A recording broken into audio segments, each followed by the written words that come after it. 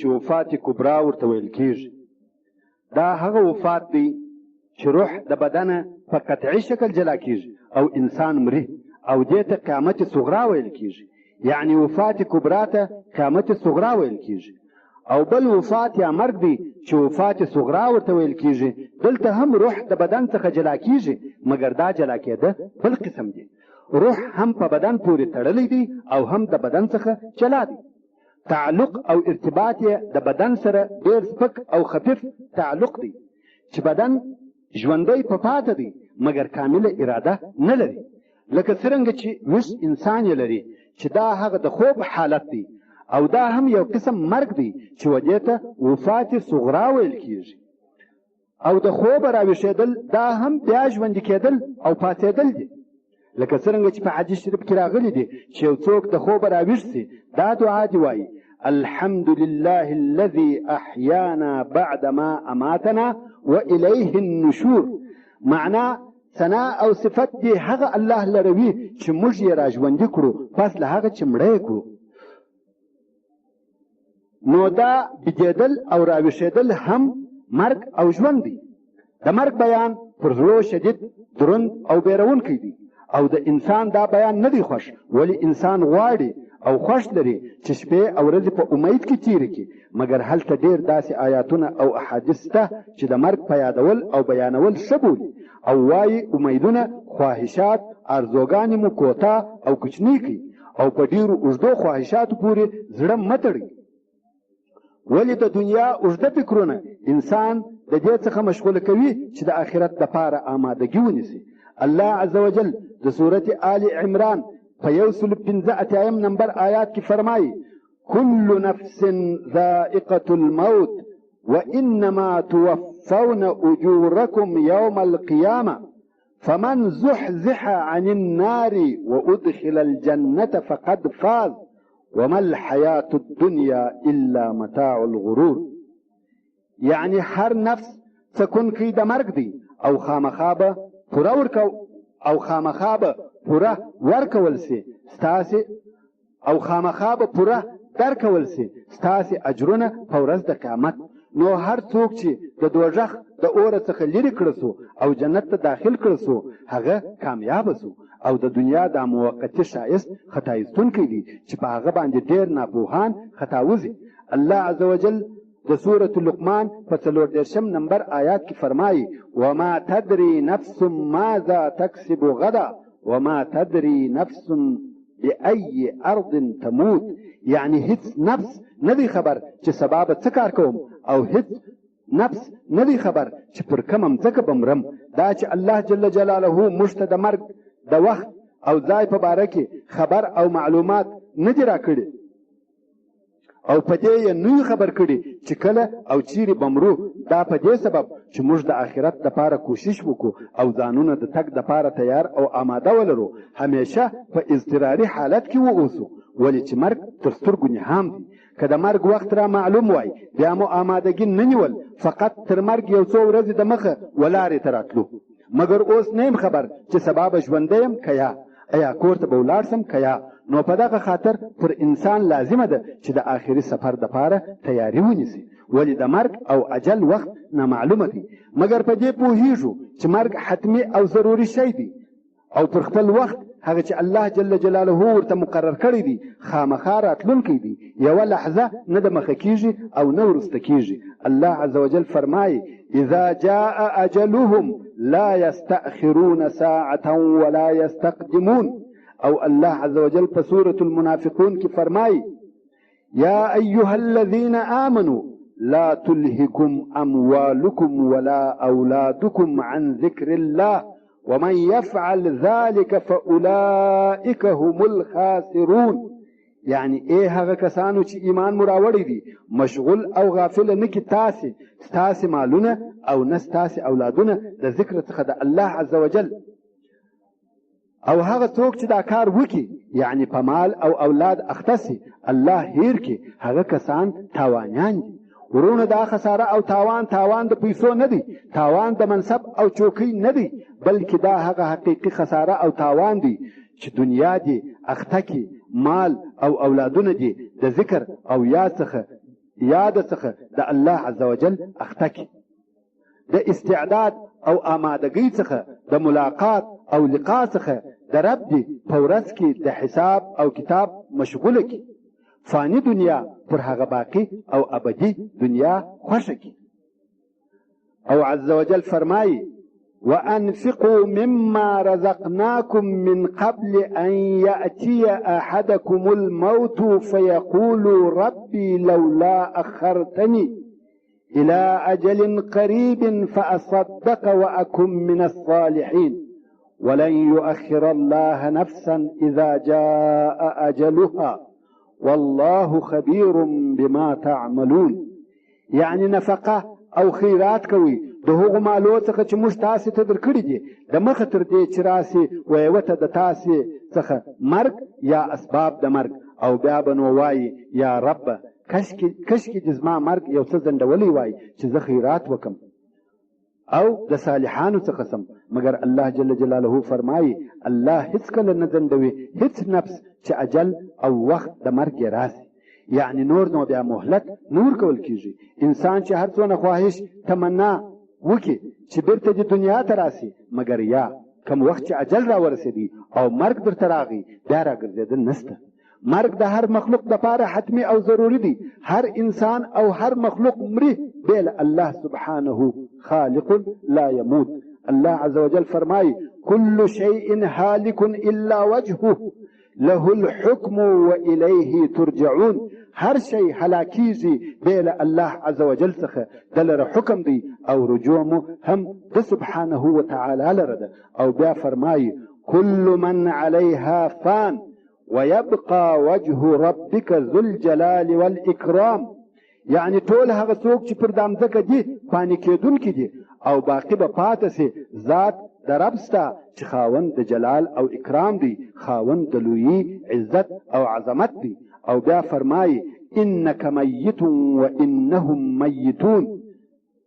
بېشکه ته هم مړ کېږې او بېله شکه دوی هم مړه کېږي. په حضور د الله عز وجل تر محمد صلی الله علیه و آله وسلم په ټولو مخلوقاتو کې هیڅ مکرم او معزز نسته. او هغه ته هم وویل سوه انک میتون. د الله د طرفه حکم د موت او مرګ پر وسو. هر څونه که انسان کوشش وکړي چې ځان دې خبره واچوي او د مرګ په باره کې فکر وځنډوي، خدا دې ور په یاد کړي چې دی تر سید الاولین او آخرین محمد علیه افضل الصلاة والتسلیم پر الله جل جلاله مکرم او مشرف نه دی. ورونو همیشه ژوندي نه پاته کېږو، یوه ورځ مرګ راتلونکی دی. بیا هم د دغه پیښېدونکي حقیقت او واقعیت څخه ځانونه بې خبره اچوو. که څه هم ښکاره واضحه معلومداره خبره ده چې مرو او هیڅ شک پکښې نشته.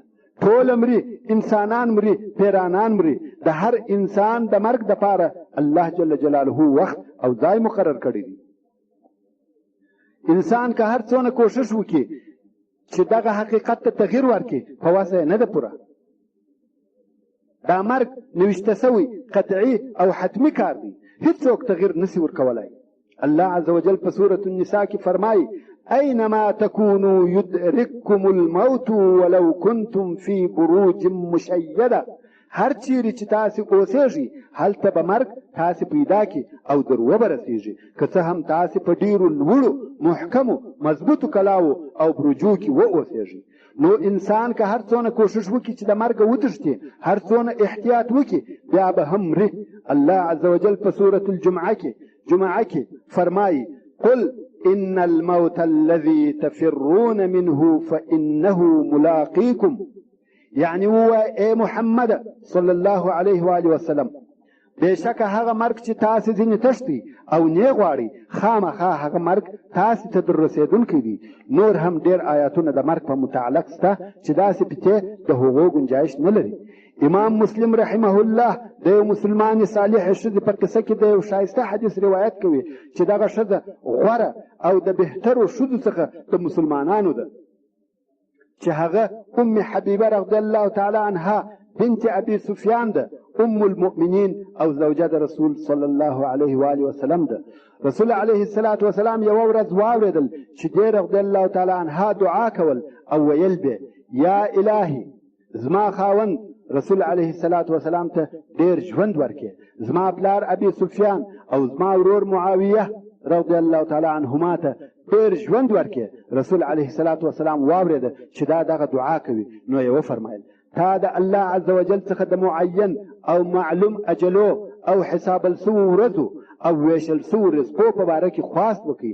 هیڅ شی تر خپل میعاد نه را دمخه کېږي او الله عز وجل هیڅ شی د هغه تر میعاد او وخت نه ځنډوي. که چیرې تا داسې خواست د الله عز وجل څخه کړی وای چې تا د عذاب څخه د اور او عذاب څخه د قبر وساتې، دا ستا دپاره خیر او بهتره وه. حدیث.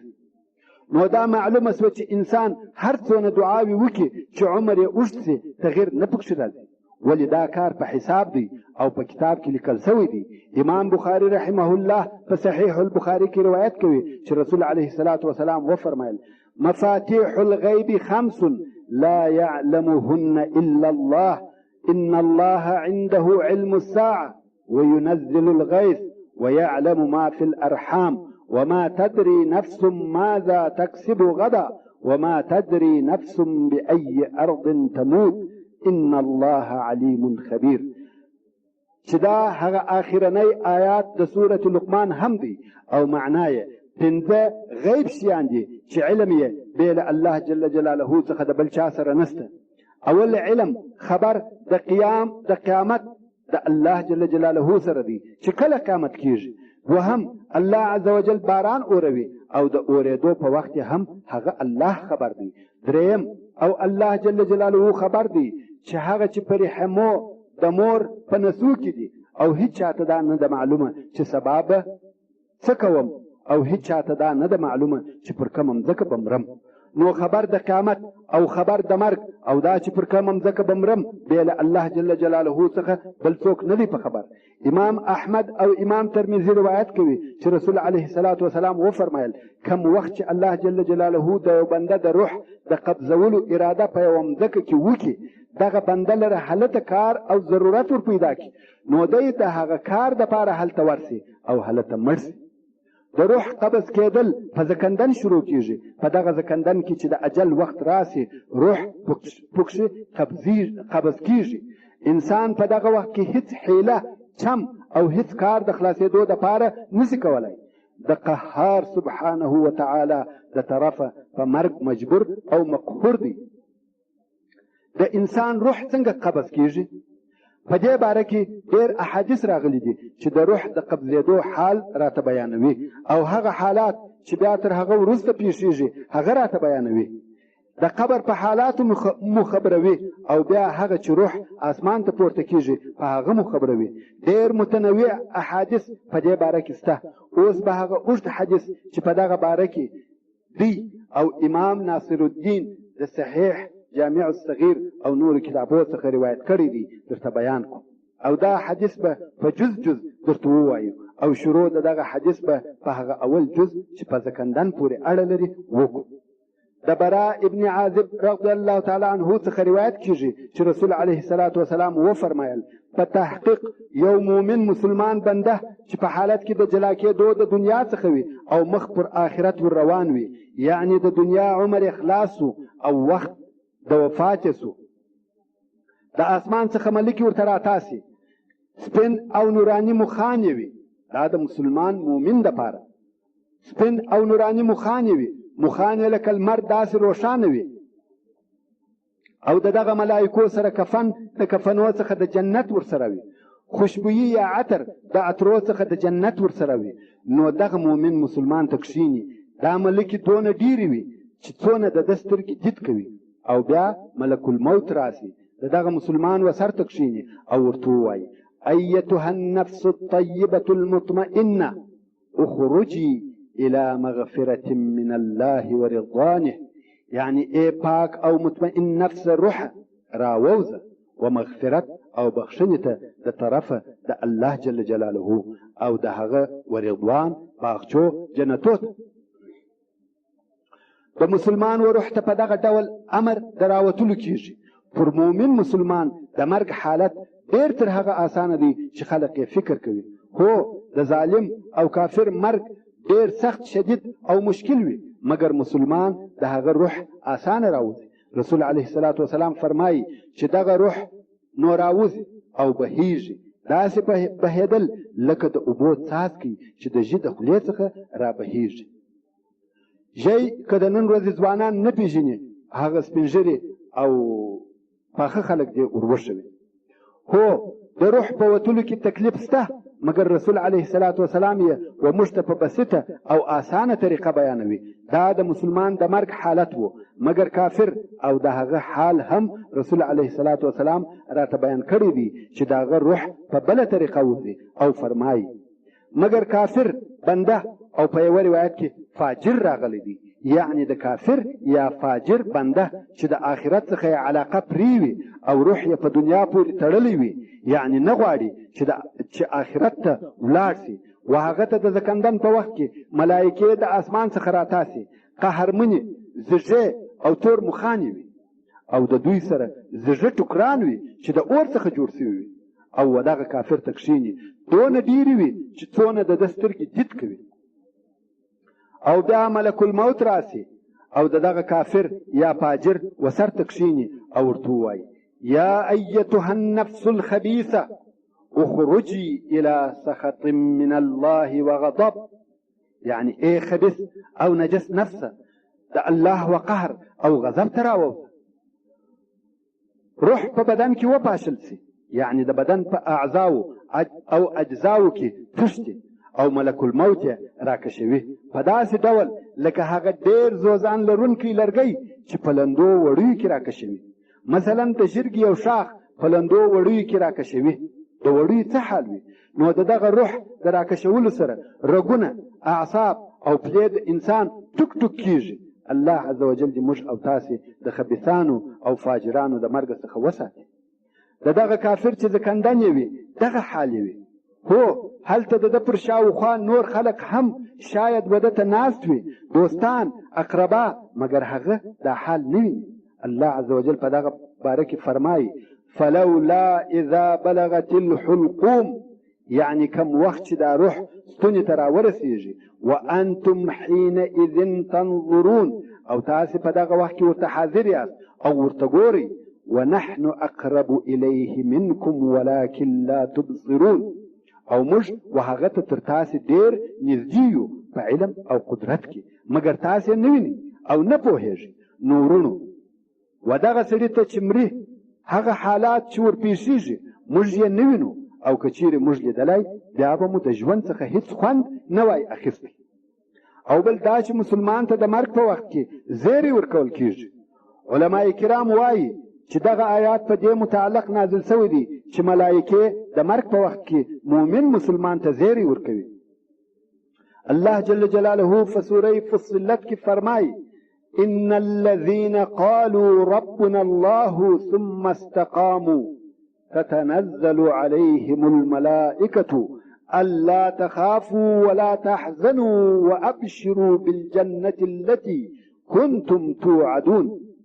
معناه بشک هغه کسان چې د زړه د اخلاص ویلي دي چې الله مو رب دی، او بیا پر دغه توحید او نور عملو د دین ټینګ ولاړ وي، پر دوی به ملایکې را نازلیږي و دوی ته به ملایکې راځي پر وخت د زکندن، او ورته وایي به چې مه بیریږئ او مه خفه کېږئ او خوشحاله اوسئ په هغه جنت چې تاسې ته یې وعده درکول سوې ده. نحن اولیاؤکم فی الحیاة الدنیا وفی الآخرة ولکم فیها ما تشتهی انفسکم ولکم فیها ما تدعون نزلا من غفور رحیم.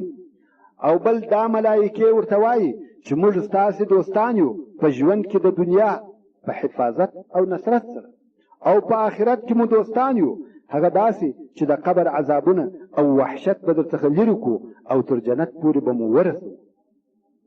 او په دغه جنت کې ستاسې دپاره هغه نعمتونه شته چې ستاسې زړونه نفسونه یې غواړي، او په دغه جنت کې هغه شیان شته چې تاسې یې غواړئ. دا میلمستیا ده د طرفه د الله چې بخښونکی او رحم کوونکی دی. نو کم وخت چې مسلمان ته مرګ راسي ملایکې ورته راسي او زیری باندې کوي چې مؤمن مسلمان د دغه سفر څخه ونه بیریږي او د دغه کوچنی بیرې څخه د مرګ او قبر په امان سي، او ان شاء الله په ورځ د قیامت به د هغه لوی بیرې څخه هم په امان سي. مګر د کافر به د ملایکو سره څه حال وي؟ الله عز وجل په هغه آیات کې چې د بدر د مړو یا وژل سوو کفارو په باره کې نازل شوی دي فرمایي. خو علما او مفسرین وایي چې د ټولو کفارو به دغه حالت وي. الله عز وجل فرمایي ولو ترى إذ يتوفى الذين كفروا الملائكة يضربون وجوههم وأدبارهم وذوقوا عذاب الحريق. معناه او کووینه ای محمد صلی الله علیه و آله وسلم هغه وخت چې د کفار روح ملائکه قبضوي د دوی مخان او شاوي به وهي او ورتوای به د اور د عذاب هغه سوځونکي عذاب خوند وګوري. یعنی ملائکه به ورتوای چې فعلا اوس خو دغه درواخلي او د جهنم د عذاب خوند به بیا وروسته وګوري. ذلك بما قدمت أيديكم وأن الله ليس بظلام للعبيد. دغه عذاب په سبب د هغه بد عمل دی چې ستاسې لاسو د مخه لا لېږلی دي او بېشک الله جل جلاله پر خپلو بندګانو هیڅ ظلم کوونکی نه دی. ورونو رسول علیه الصلاة والسلام د روح وتل و موږ ته په اسانه طریقه بیان کړي دي، خو بیا هم د روح وتل سخت مشکل او شدید کار دی. د روح په وتلو کې ډېر شدید درد ته که چیرې یو څوک تا پر یوه عضوه یا یو ځای ووهي خوږېږي. ولې خوږېږي؟ ځکه په دغه وهل سوي ځای کې ژوند شته، داسې اعصاب شته چې درد حسوي. مګر که اعصاب مړه سوه بیا درد نشته. مثلا که یو سړی پر شل سوي لاس ووهي هغه په درد نه پوهېږي او نه حسوي ځکه په هغه کې ژوند نشته. نو درد د کومه پیدا کیږي؟ درد په سبب د وجود د ژوند او عصب پیدا کیږي. اوس نو که وهل یا درد پر یوه جز د بدن وي انسان ډېر په تکلیف وي او ډېر درد حسوي، نو ته فکر وکړه چې دا درد پر ټولو اجزاو د بدن د انسان وي د هغه انسان به څه حال وي؟ او دغه چې درد پر ټولو اجزاو د بدن وي و دغه ته سکرات الموت ویل کیږي. په دغه وخت کې د زکندن د بدن هر جز هر حصه جلا جلا درد نیولی وي او دغه ذکر په قرآن مجید کې راغلی دی. الله عز وجل فرمایي وجاءت سکرة الموت بالحق ذلك ما كنت منه تحید. معنا او راغله بېهوشي او سختي د مرګ په حق او رښتیا سره. دا هغه مرګ دی چې ته به د هغه څخه ګوښه کېدې او نه دې قبلاوه.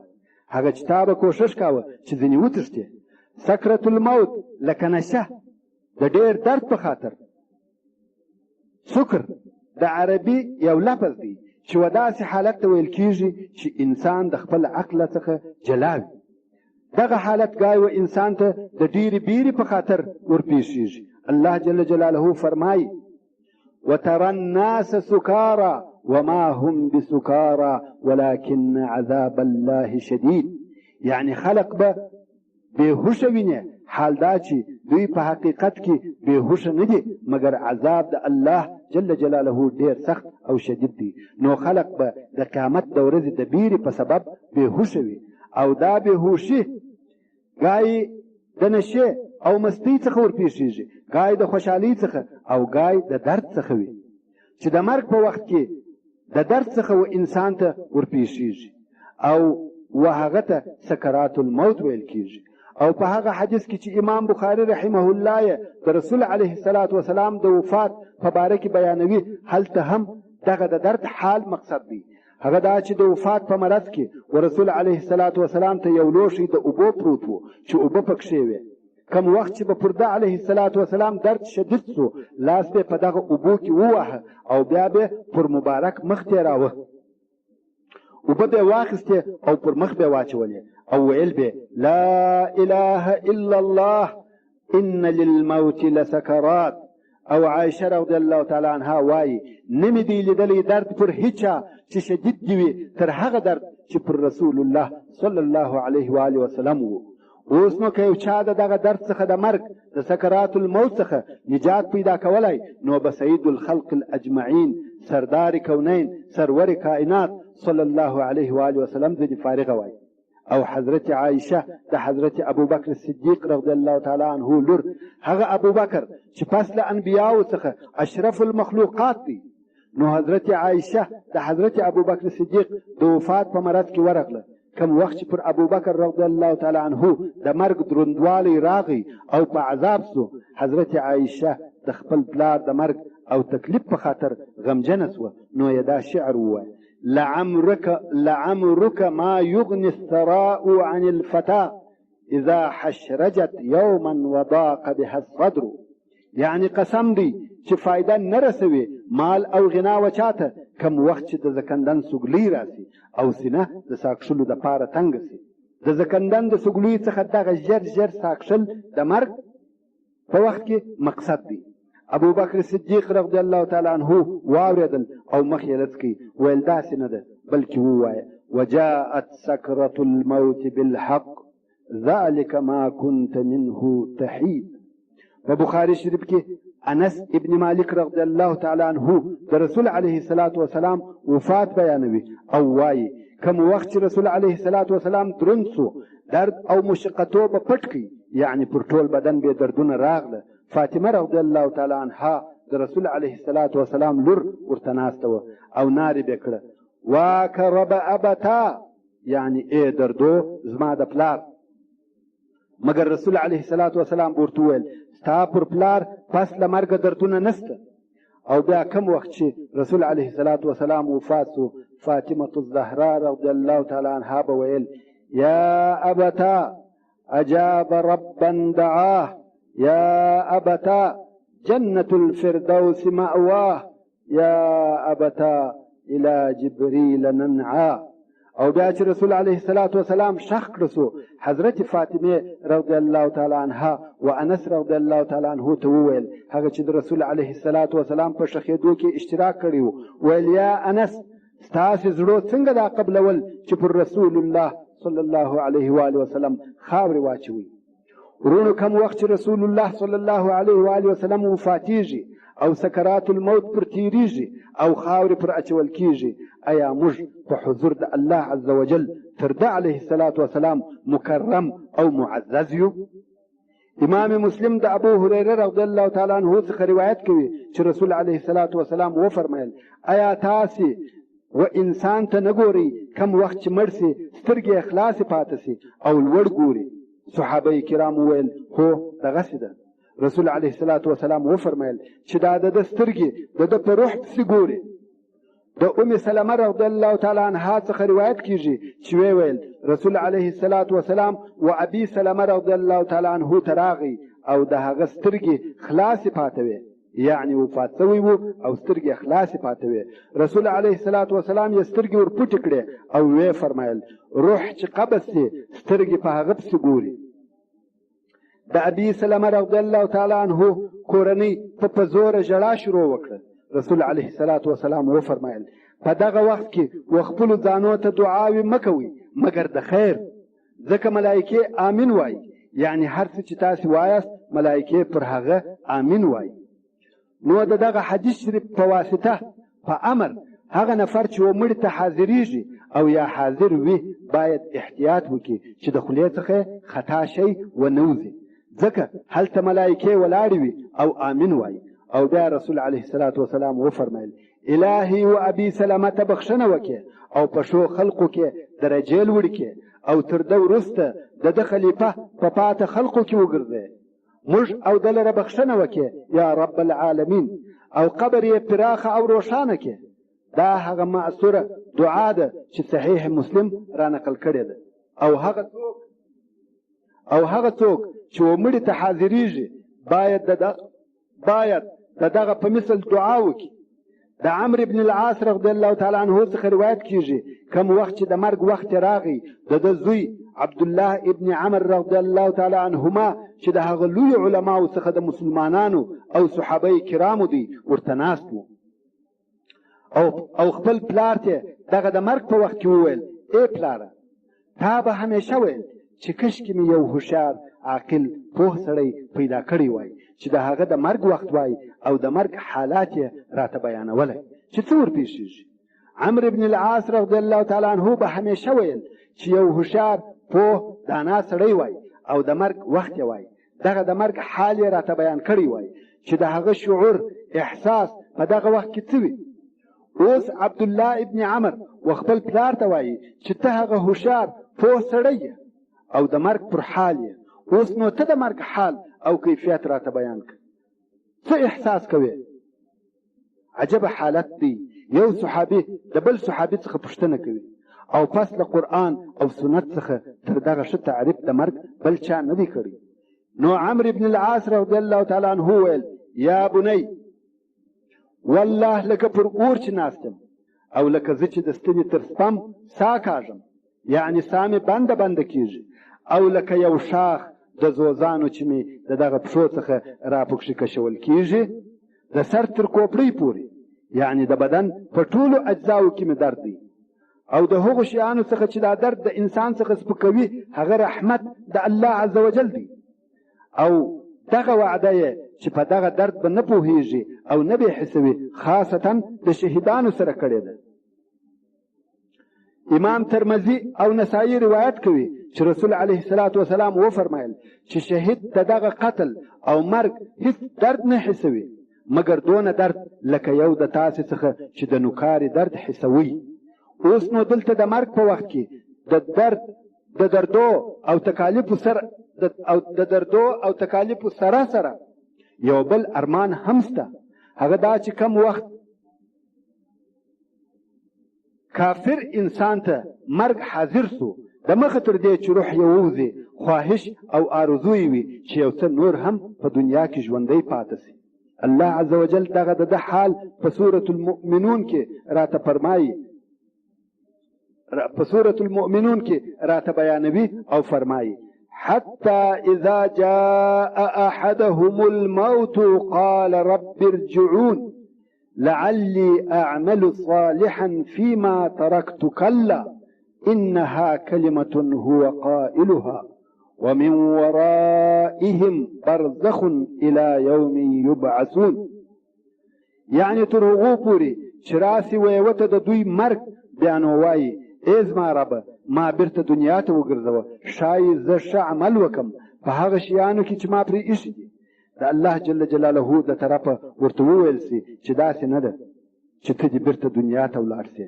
بېشکه دغه د بیرته تګ خبره بې معنا خبره ده چې دی د هغې ویونکی دی او د دوی په مخ کې برزخ دی تر هغې ورځې چې بیا ژوندي کېږي راپاڅول کېږي. یعنې دنیا ختم سوه او برزخ یې شروع کېږي د قیامت تر ورځې پورې. مګر هو په ژوند کې توبه سته او توبه قبلیږي. الله جل جلاله د توبې په متعلق په سورة النساء کې فرمایي إنما التوبة على الله للذين يعملون السوء بجهالة ثم يتوبون من قريب فأولئك يتوب الله عليهم وكان الله عليما حكيما. بشک قبلول د توبې پر الله جل جلاله دی د هغو کسانو دپاره چې د دوی څخه په ناپوهي کې یو بیکاره کار وسي او بیا دستي پر هغه ګناه توبه وکاږي د مخه تر مرګ، نو پر دغو کسانو به الله جل جلاله رجوع په رحمت کوي. او الله جل جلاله په پټو او ښکاره کارو عالم دی او الله حکیم دی. نو کم وخت چې د انسان څخه ګناه وسي ژر او دستي توبه وکاږي الله جل جلاله یې بخشي. موږ ټول خطاوزو، زموږ ټولو څخه ګناه کیږي، مګر د صادق مسلمان او غیر صادق فرق دا دی چې د مؤمن صادق څخه ګناه وسي یو خو ژر توبه کاږي او بل دستي ښه عمل پسې کوي. ان الحسنات یذهبن السیئات. بېشکه چې نیکۍ ګناهونه د بینه وړي، مګر کافر او فاجر په هغه ګناه کې پسې پاته وي او نور هم دوام پسې ورکوي. توبه هغه چا لره نشته چې پرله پسې ګناهونه کوي او په ګناهو کې غرق وي. بیا چې کم وخت مرګ ورته راغی بیا نو وایي اوس زما توبه ده. او هغه کسان چې پر کفر مري هغو لره هم توبه نشته. الله عز وجل فرمایي چې دغو خلقو لره موږ عذاب علیم دردناک عذاب برابر کړی دی. مقصد دا چې د مرګ په وخت کې توبه نه قبلیږي او د مرګ وخت معلوم نه دی چې کله مرو اوس یو ګړی وروسته نو ژر تر ژره توبه او د بدو څخه جلا کېدل د مسلمان خوشبختي ده. کم وخت چې د مؤمن مسلمان روح د بدنه ووځي دا روح ډېر خوشحاله سي. ولې؟ ځکه پس له وتلو هلته لقاء د الله عز وجل سته. امام بخاري روایت کوي چې رسول علیه الصلاة والسلام وفرمایل که چا د الله جل جلاله لقاء او ملاقات خوښ کړي الله عز وجل د هغه سړي لقاء خوښه لري، او که یو چا بیا د الله جل جلاله لقاء ناخوښه کړه الله عز وجل د هغه لقاء نه خوښوي. نو حضرت عایشه یا بعض ازواجو د رسول علیه الصلاة والسلام پوښتنه وکړه، ویل یا رسول الله زموږ مرګ نه دی خوښ، یعنی دا چې د چا مرګ نه وي خوښ نو یې معنا دا ده چې د الله عز وجل لقاء یې نه ده خوښه، او دا طبیعي شی دی، هیڅ انسان نه غواړي چې مړ شي. نو رسول علیه الصلاة والسلام وفرمایل داسې نه ده. مؤمن مسلمان ته چې مرګ حاضر سي د الله جل جلاله د طرفه په جنتو او عزت زیری ورکول سي، نو هیڅ شی د ده داسې نه وي خوښ لکه دغه راتلونکی حال. غواړي چې ډېر ژر یې روح ووځي، ولې وده ته د الله په نعمتو او جنتو زیری ورکړل سو، نو دی د الله عز وجل لقاء خوښه کړي او الله جل جلاله هم د ده لقاء خوښه لري. مګر کافر چې د مرګ وخت یې راسي د الله عز وجل په عذابو زیری ورکړل سي، نو د هیڅ شي څخه دونه بد نه راځي لکه هغه د ده راتلونکی حال، نو یې د الله جل جلاله لقاء او ملاقات نه وي خوښ او الله عز وجل هم د ده لقاء خوښه نه لري. امام بخاري رحمه الله روایت کوي چې رسول علیه الصلاة والسلام وفرمایل کم وخت چې جنازه حاضره سي او خلق یې پر غاړو واخلي کې چیرې عمل صالح وو نو وایي ورته مخه مې کوي، یعنی ژر سي بومې ځي، او که چیرې بد عمله وو نو خپلو اقرباو ته وایي چې افسوس دې وي دغه جنازې لره چیرې بیایاست، او دغه آواز هر شی اوري بې له انسانه څخه، او که انسان اورېدلی یا یې اورېدلی وای بېهوشه سوی به وای. ورونو زموږ ولې مرګ نه دی خوښ؟ یوه قصه ده چې سلیمان ابن عبدالملک رحمه الله چې امیر المؤمنین وو، کم وخت چې حج کاوه او مدینې منورې ته ولاړی نو یې پوښتنه وکړه، ویل آیا دلته یو هوښیار سړی سته چې د ډیرو اصحاب کرامو سره ملاقات کړی وي، یعنی تابعی وي؟ خلقو ویل هو ابو حازم دی. نو یې نفر ور ولېږي. کم وخت چې ابو حازم راغی سلیمان ورته ویل یا ابا حازم موږ ولې مرګ نه خوښوو او ښه مو نه ځینې راځي؟ ابو حازم ویل تاسې دنیا آباده کړې ده او آخرت مو خراب کړی دی، نو د آبادۍ څخه و خرابۍ ته وتل نه خوښوئ. سلیمان ویل حقیقت دی، رښتیا دې وویل. بیا سلیمان ویل کشکې زه پوه سم چې زموږ سره الله جل جلاله څه کوي.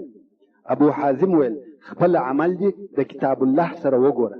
سلیمان ویل په کتاب الله کې چیرې پیدا کولی سم، یعنی د خپل عمل نتیجه په کتاب الله کې چیرې پیدا کولی سم؟ ابو حازم ویل ان الابرار لفی نعیم وان الفجار لفی جحیم، بېشکه نیکان په لوی نعمتو د جنت کې دي او بېشکه فاجران بدان په اور کې د دوزخ دي.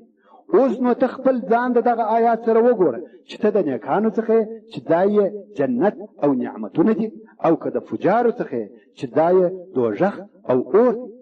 سلیمان وویل د الله عز وجل رحمت چیرې دی؟ ابو حازم ویل د الله عز وجل رحمت و نیکانو ته نږدې دی. سلیمان ویل کشکې زه پوه سم چې سبا به پر الله جل جلاله څنګه عرضېږو، یعنی د قیامت په ورځ به مو و الله جل جلاله و حضور ته ورتګ څنګه وي؟ ابو حازم ویل نیک او ښه سړی لکه هغه مسافر چې خپل کور ته ورځي خپل اهل څنګه په خوشحاله کیږي، مګر ګناهکاره سړی لکه هغه تښتېدلی مریی چې پر خپل مالک ورځي. سلیمان وژړل او دونه ډېر او شدید یې وژړل چې آواز یې لوړ سو، او بیا یې وویل وصیت او نصیحت راته وکړه. ابو حازم ورته ویل احتیاط کوه چې الله عز وجل دې په داسې ځای او کار کې ونه ویني چې منع کړی یې، یعنی د منع کړو شیانو څخه لرې اوسه، او احتیاط کوه چې غائب او غیر حاضر نسې د هغه ځای څخه چې امر کړی یې، مثلا وخت د لمانځه راسي او ته په مسجد کې نه یې. ورونو کم وخت چې روح د بدنه ووځي نو یوه اسمان ته سفر شروع سي. امام مسلم رحمه الله د ابو هريره رضی الله تعالی عنه څخه روایت کوي چې رسول علیه الصلاة والسلام وفرمایل کوم وخت چې د مسلمان روح ووځي، روح اصلا ملک الموت قبضوي او بیا یې دوی نورې ملکې ځینې تسلیموي او اسمان ته یې پورته کوي. کم روح چې نیک عمله وي داسې ښه بویه ولاړیږي لکه د مشکو. کم وخت چې اسمان ته ورسیږي اهل سما وایي ښه بوی دی او د مځکې د طرفه راغی او رحمت د الله دې وي پر تا او پر هغه جسد چې په تا آباد او ژوندی و، نو یې د الله عز وجل و حضور ته یوسي او هلته امر وسي چې تر آخري اجل پورې یوسي. مګر کافر چې روح یې ووځي نجس او ډېر بدبویه وي دا هم و اسمان ته پورته کیږي. اهل سما وایي چې یو خبیث روح د مځکې د طرفه څخه دی او امر پر وسي چې تر آخري اجل پورې یوسي.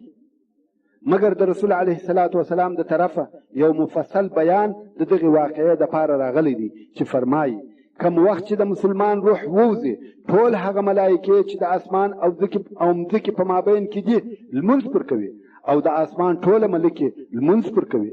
د اسمان دروازې ورته خلاصې سي، د اسمان د هرې دروازې ملکې دعا ورته کوي.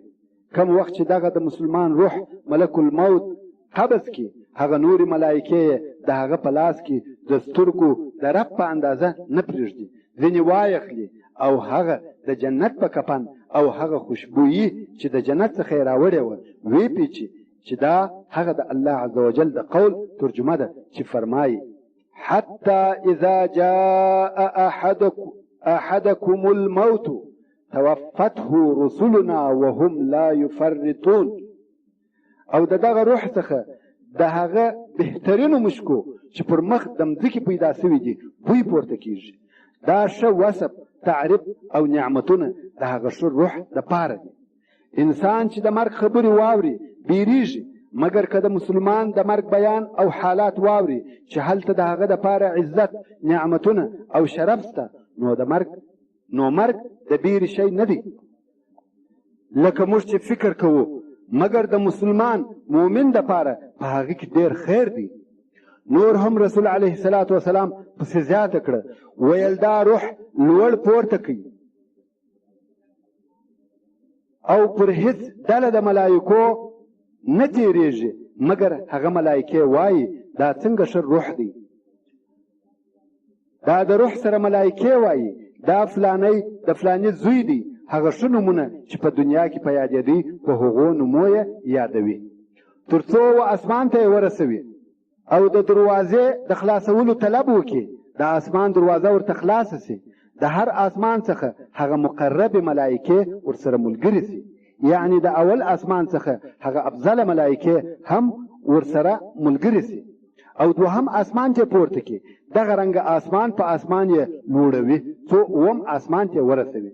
هلته الله عز وجل وفرمایي زما د بنده کتاب په علیین کې ولیکي ان کتاب الابرار لفی علیین وما ادراک ما علیون کتاب مرقوم یشهده المقربون. نو دغه بنده کتاب په علیین کې ولیکل سي او بیا الله جل جلاله وفرمایي چې بیرته یې مځکې ته یوسئ، ما دوی د مځکې څخه پیدا کړي دي او دغې مځکې ته یې ورولم او د دغې مځکې څخه یې بل وار راباسم. نو دغه روح په حیات برزخ کې د قیامت تر ورځې پورې پاته کیږي. د خبیث روح په باره کې هم رسول علیه الصلاة والسلام بیان کړی دی، هغه چې د کافر بنده څخه را ایستل کیږي او په یو روایت کې فاجر راغلی دی.